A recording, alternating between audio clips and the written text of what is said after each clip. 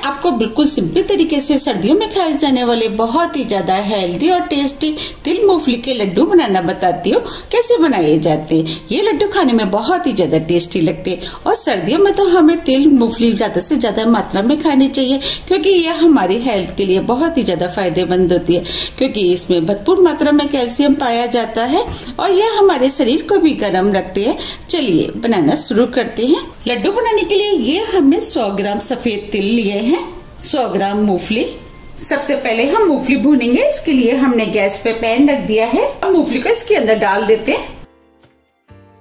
अब हम मूंगफलियों को लगातार चलाते हुए स्लो मीडियम फ्लेम पे भून लेते हैं। मूंगफलियों को भूनने में 4 से 5 मिनट का टाइम लगता है। अब ये मूंगफलियां भुन गई है, मूंगफली के अंदर से चटचट की आवाज भी आना शुरू हो गई है और मूंगफली का कलर भी चेंज हो गया है। अब हम फ्लेम को ऑफ कर देते हैं। अब हम मूंगफलियों को प्लेट में निकाल लेते हैं और मूंगफलियों को ठंडा होने देते हैं। जब तक मूंगफली ठंडी हो रही है हम तिल भून लेते हैं। अब हम तिलों को पैन में डाल देते हैं। अब हम तिलों को लगातार चलाते हुए स्लो मीडियम फ्लेम पे गोल्डन कलर का होने तक भून लेते हैं। हमें तिलों को लगातार चलाते हुए भूनना है जिससे कि तिल जले ना, क्योंकि तिल बहुत जल्दी जल जाते हैं। अगर ये तिल जल जाएंगे तो इनका टेस्ट कड़वा हो जाएगा। जब हम इसके लड्डू बनाएंगे तो वो लड्डू खाने में टेस्टी नहीं लगेंगे, इसीलिए तिलों को लगातार चलाते हुए भूनना है। तिल भूनने की पहचान ये है कि तिलों के अंदर से हल्की हल्की खुशबू आना शुरू हो जाती है और तिल साइज में थोड़े से बड़े हो जाते हैं। तिलों को भूनने में 2 से 3 मिनट का टाइम लगता है। आप देख पा रहे हैं तिल भुनना शुरू हो गए हैं, इसका कलर भी हल्का हल्का चेंज हो गया है। अब हम तिलों को 1 मिनट करीब और भून लेते हैं। 1 मिनट करीब हो गया है। अब ये तिल भून गए हैं और हल्के गोल्डन कलर के भी हो गए। अब हम फ्लेम को ऑफ कर देते हैं, तिल को प्लेट में निकाल लेते हैं। तिलों को ठंडा होने देते हैं। जब तक तिल ठंडे हो रहे हैं हम मूंगफली देख लेते हैं। अब ये मूंगफलियां भी ठंडी हो गई है। अब हम मूंगफलियों का छिलका उतार लेते हैं। हमें इस तरीके से मूंगफलियों का छिलका उतारना है।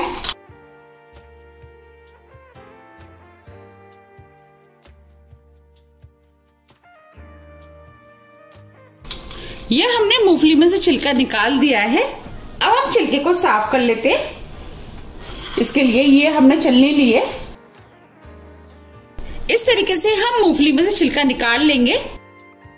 देखिए मूंगफली में से छिलका निकल गया है। अब हम इस मूंगफली को इस प्लेट में रख देते हैं।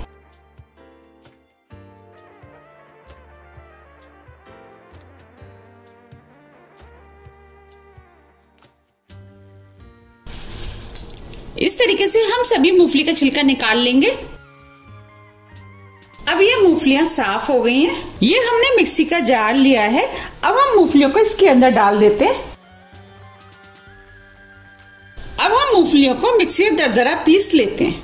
ये हमने मूंगफलियों को मिक्सी में दरदरा पीस लिया है। बस हमें इसी टाइप की पिसी हुई मूंगफली चाहिए। अब हम मूंगफली को इस प्लेट में निकाल लेते हैं। अब हम इसी जार में तिलों को पीस लेते हैं। अब तिलों को जार में डाल देते हैं।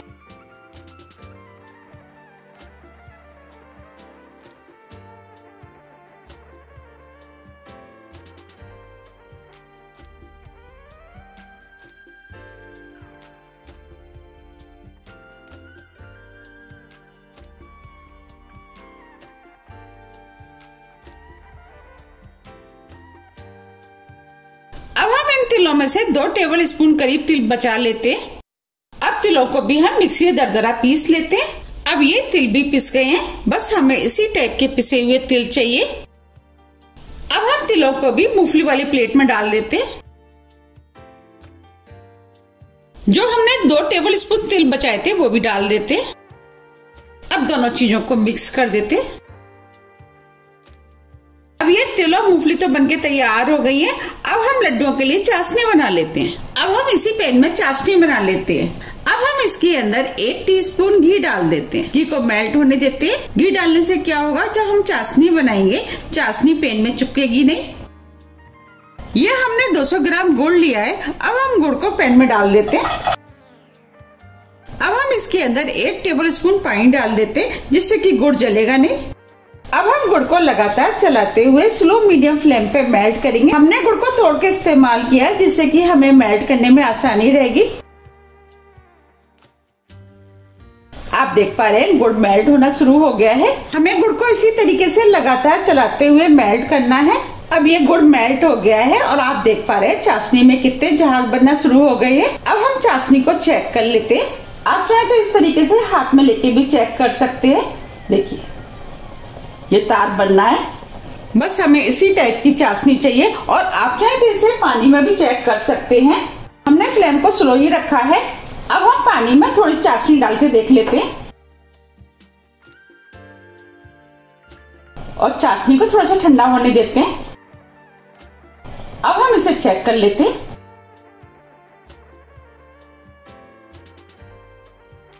देखिए चाशनी एक सॉफ्ट बॉल की तरह बन रही है। बस हमें इसी टाइप की चाशनी चाहिए। अगर हम चाशनी को और पका लेंगे तो चाशनी हार्ड हो जाएगी। जब हम इसके लड्डू बनाएंगे तो हार्ड बनेंगे। अब हम फ्लेम को ऑफ कर देते हैं। अब हम इसके अंदर 1 टीस्पून देसी घी डाल देते हैं। देसी घी डालने से क्या होगा कि लड्डू सॉफ्ट बनके तैयार होंगे। अब हम तिल और मूंगफली को चाशनी में डाल देते हैं और सभी चीजों को मिक्स कर लेते हैं। हमें फ्लेम को ऑफ ही रखना है।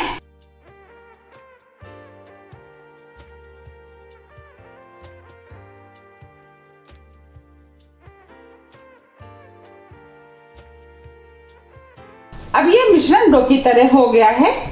अब हम लड्डू के मिश्रण को प्लेट में निकाल लेते हैं।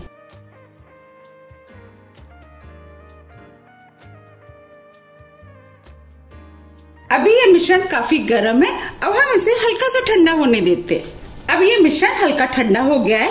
अब हम लड्डू बना लेते हैं। अब हम इसमें से थोड़ा सा मिश्रण हाथ में लेंगे। देखिए लड्डू का साइज आप अपने हिसाब से बना ले कि आपको कितने बड़े लड्डू बनाने, उस हिसाब से आप मिश्रण को हाथ में ले ले। और हमें इस तरीके से लड्डू बनाने।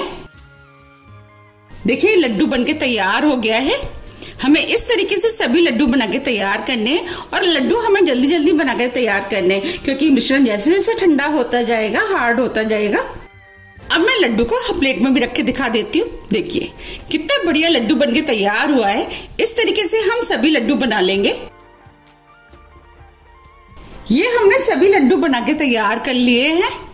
आप देख पा रहे कितने हेल्दी और टेस्टी लड्डू बनके तैयार हुए हैं। इसमें भरपूर मात्रा में कैल्शियम, आयरन, विटामिन और फाइबर पाया जाता है, जो कि हमारी हेल्थ के लिए बहुत ही ज्यादा फायदेमंद होता है। आपने देखा होगा कि सर्दियों में जोड़ों में दर्द, कमर दर्द, मांसपेशियों की कमजोरी, थकान, अनिद्रा, इन सभी में ये लड्डू बहुत ही ज्यादा फायदा करते हैं। आप भी इन लड्डू को बनाइए, खाइए, फिर मुझे कमेंट्स करके जरूर बताइए कि आपको ये लड्डू कैसे लगे। मुझे उम्मीद है कि आपको ये लड्डू बहुत ज्यादा फायदा करेंगे।